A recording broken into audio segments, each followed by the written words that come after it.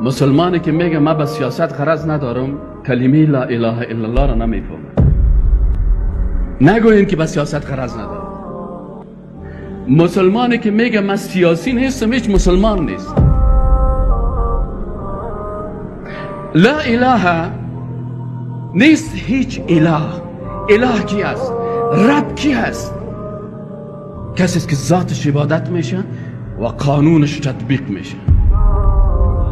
این گپ من نیست. این گپ من نیست که در تلویزیون های امریکا بعضی از دجال ها و بعضی احمق ها در سایت های اینترنتی میخیزه که این اندیشی استادایی چی کار است؟ این اندیشی من نیست. این تفسیر رسول الله است که از قرآن کرده.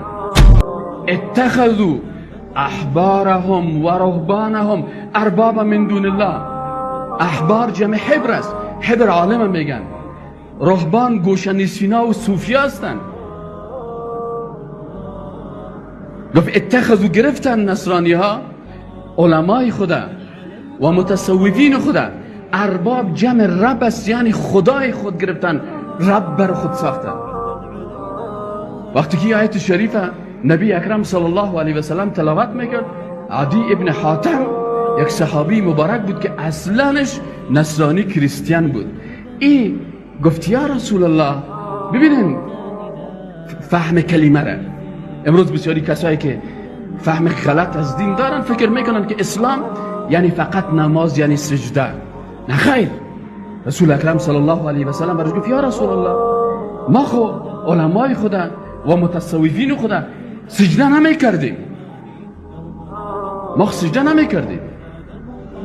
نبی اکرم صلی الله علیه و سلم برش گفت که وقتی که حلال الله را حرام می ساختن و حرام الله را حلال می ساختن، شما از اونا مطابقت می کردین؟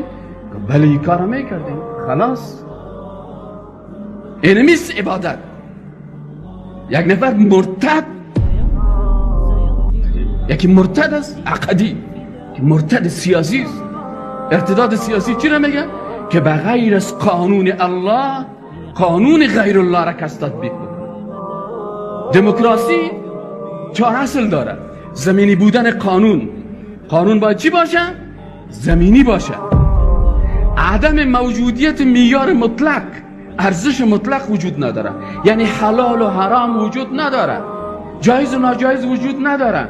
پارلمان است که برای ما تعیین میکنه که چی حلال است چی حرام. از این خاطر بعض علمایی که میگن که دموکراسی کفر است، به خاطر اینمی اندیشه دموکراسی است که میگه قانون باید چی باشه. شما دموکراسی را از خرزابتا نگیرین، از جنرالای دموکراسی، از سارتر بگیرین، از مارکس بگیرین، از جان ژاک روسو، کسایی که اندیشه دموکراسی را گذاشتن، از نظریات از اونا بگیرین که اونا میگن که ما با قانون آسمانی کافر شدیم و وقتی که انقلاب فرانسه شد گفت باید قانون زمینی باشه. پس وقتی که لا اله الا الله نفی میکنه که نیست هیچ کسی که ذاتش عبادت شوه و قانونش تطبیق شوه الا الله، چطور مسلمان جرأت میکنه که باز میگه من سیاسی نیستم؟ سیاست چی هست؟ رول اف لا، حاکمیت قانون است. که قانون، حاکمیت قانون کی باشه؟ لا اله الا الله میگه که حاکمیت قانون الله باشه. ولله ملک السماوات والارض ان الحکم الا لله.